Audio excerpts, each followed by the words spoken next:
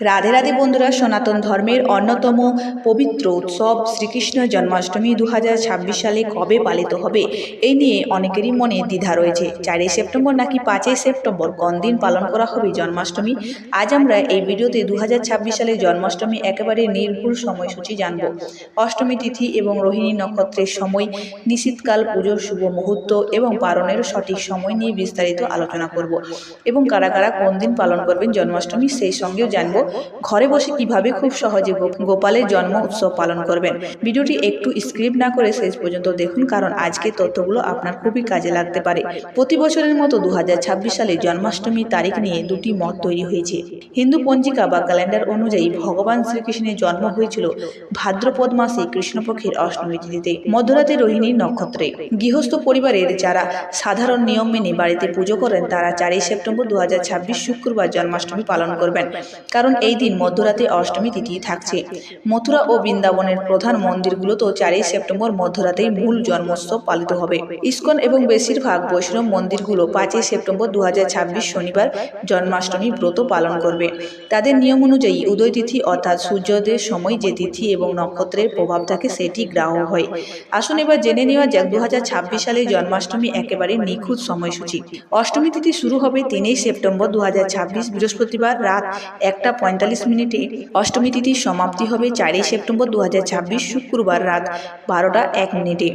রোহিণী নক্ষত্র শুরু হবে 4ই সেপ্টেম্বর 2026 শুক্রবার রাত 11:57 এবং রোহিণী নক্ষত্র সমাপ্তি হবে 5ই সেপ্টেম্বর 2026 শনিবার রাত 12:01। নিশীথকাল বা মূল পুজোর মুহূর্ত 4ই সেপ্টেম্বর রাত 11:09 থেকে রাত 11:55 পর্যন্ত থাকবে। মধ্যরাত জন্ম মুহূর্ত 4ই সেপ্টেম্বর রাত 11:32। দই হান্ডি বা নন্দ উৎসব পালিত হবে 5ই সেপ্টেম্বর 2026 শনিবার। বন্ধুরা, জন্মাষ্টমীর দিন উপবাস রাখা বিশেষ গুরুত্ব রয়েছে। ব্রত পালনের কিছু জরুরি নিয়ম মনে রাখা খুবই জরুরি। চলুন জেনে নিই সেগুলো কি কি। 1. জন্মাষ্টমীর দিন সকালে স্নান সেরে ভগবান শ্রীকৃষ্ণের সামনে হাত জোর করে সারাদিন উপবাসের সংকল্প নিন। যারা সম্পূর্ণ জলহীন নির্জলা উপবাস করতে পারেন না তারা ফল বা জল গ্রহণ করতে পারেন। 2. এই বিশেষ দিনে ভুলেও অন্ন, সরষ, পেঁয়াজ, রসুন বা আমিষ খাবার স্পর্শ করবেন না। বাড়ির বাকি সদস্যদের এই নিয়ম মানতে উৎসাহিত করুন। 3. সারাদিন কাম, ক্রোধ ও লোভ থেকে দূরে থেকে মনে মনে হরে কৃষ্ণ মহামন্ত্র জপ করুন।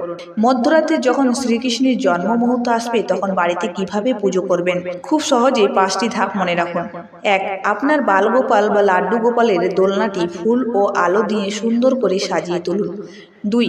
রাত 11:32 বা নিশীথকালে শুভ মুহূর্তে গোপালকে দুধ, দই, ঘি, মধু এবং গঙ্গা জল অর্থাৎ পঞ্চামৃত দিয়ে অভিষেক বা স্নান করান। 3.